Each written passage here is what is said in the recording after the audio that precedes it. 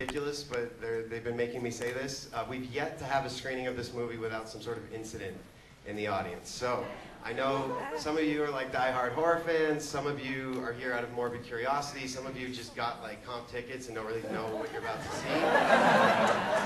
If at any point you feel faint or you're going to throw up, please leave the theater. You will not offend me. Just get up and go. You laugh now, but you'll see at a certain point, half you guys are going to be fucking gone.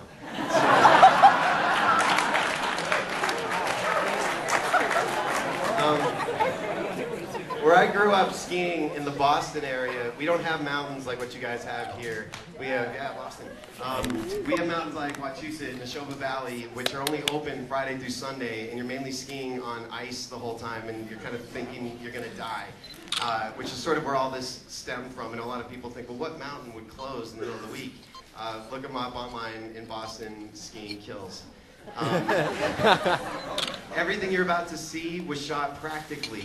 That means no soundstage, no green screen, no CGI. Every single thing you see is real.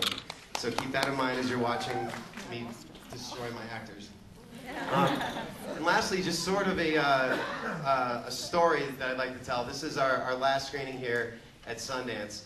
And just kind of I know there's a lot of other filmmakers in the audience, there's a lot of aspiring filmmakers, and even if you don't want to be a filmmaker, just people with a dream. So just a story I wanted to share with you. When I was 8 years old, my grandmother asked me what I wanted for my birthday, and I said, Battle Armor He-Man, and she said, no, I'm going to get you a cassette tape and a boombox because you should start listening to music. And I was so pissed off. And she said, name any band you want, and I'll get it for you. And there on MTV was Twisted Sister. And I said, I want them. She said, it's either a man in a Speedo or a man in makeup. What's going on here? And she bought me a Twisted Sister tape, and I listened to this thing until you couldn't play it anymore. And then when it eventually broke, I buried it in the backyard. And in 4th grade, we had to do a report on the most influential person in our life. And every kid did either their mom or their dad. And I got up with a picture of Dee Snider with the makeup and the bone. And the teacher said, sit down, you're trying to be funny. And I said, well, no, hear me out. I'm like, here's a guy who sings songs about how you can accomplish whatever you want, that nobody can keep you down. Anybody who tells you no, you can just tell them to go fuck themselves. He doesn't drink, he doesn't do drugs, he married his high school girlfriend, he's a good father, and this is everything that I want to be someday. And someday, even though my dad's a gym teacher and we're poor, I'm going to go to Hollywood and I'm going to make movies. And they laughed at me. And then in later on in life, in college, I made a short film called Columbus Day Weekend, and in the movie, Jason Voorhees and Michael Myers stalk the same campsite by mistake, and then they're gay. And it started getting bootlegged everywhere, and I got an email from a guy who worked at a talent agency, and he said, you know, there's a lot of agents out here laughing at your short film, you should come out here and meet them. So I saved up everything I had, and I flew out to LA, and I showed up at this talent agency, and nobody talked to me, nobody gave me the time of day, and it was a huge waste of my time. And I was standing on the Sunset Strip because I wanted to see the whiskey and the rainbow and all these heavy metal places that I grew up hearing about. And there, on Tower Records, on the sign, there's a sign that says, tonight at 7, get twisted with Dee Snider signing copies of his movie Strangeland. And I'm like, this is a message from God. So I cut this whole line of kids. I'm like, you don't understand, I gotta meet him, I gotta meet him. And I walk up to him and I say, you know, hey, I made this movie and Jason and Michael Myers are gay. He's like, what? I'm like, and I went to meet with this agency and they were dicks. He's like, who? And I said, but you know, you were my inspiration and this whole thing, and I'm going to keep doing it. And he said, well, you know what you're going to do? You're going to go back to Boston, you're going to make another movie, and you're going to come back and tell this agency to go fuck themselves. I said, that's right. So I go home.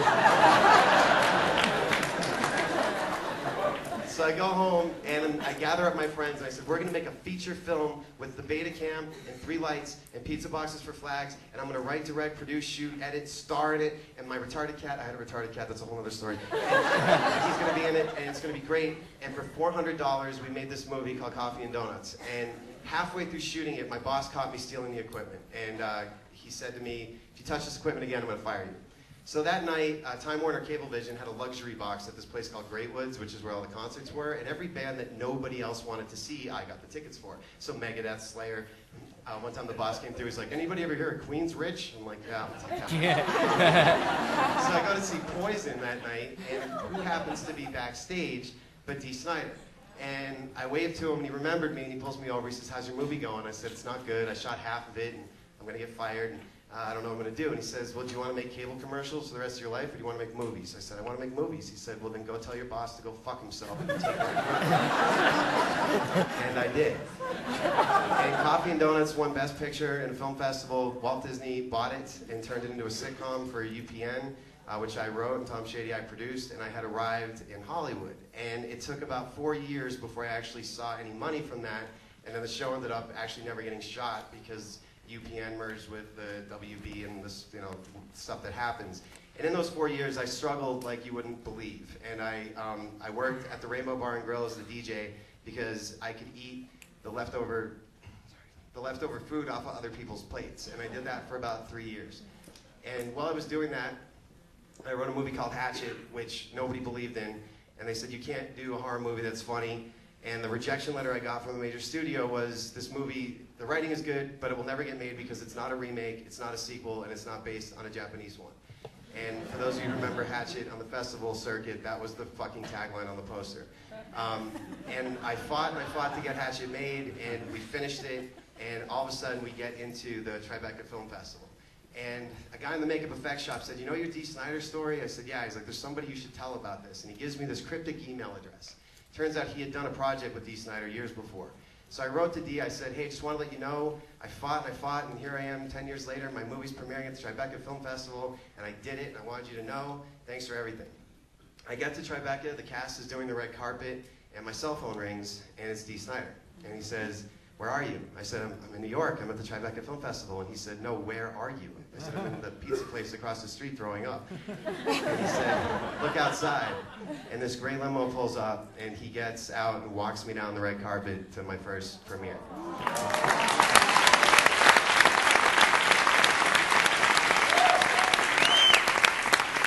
So my message to everybody in here, no matter what your dream is, I don't care if it's a parent, a teacher, a cop, a priest, a guidance counselor, a boss, don't ever let anybody tell you no. Don't let anybody ever tell you that what you listen to is bad or what you're into is wrong. Just because you love the store, because it's awesome? Yeah, I love Newbury Comics. That was where I bought all my movies, my CDs, all that stuff growing up. And there was a time when we were making Hatchet, there was a rumor that Newbury Comics was going to have to close.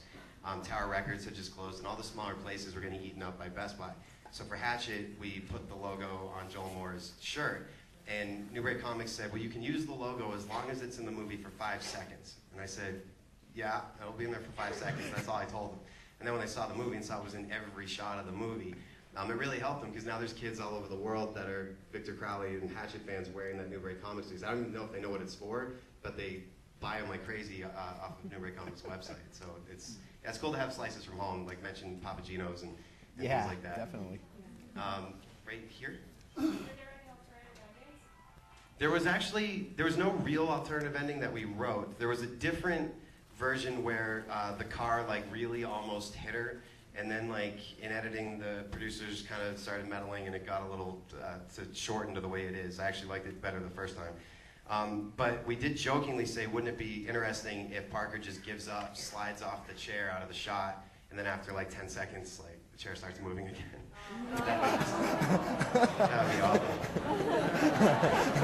That's why we didn't do it.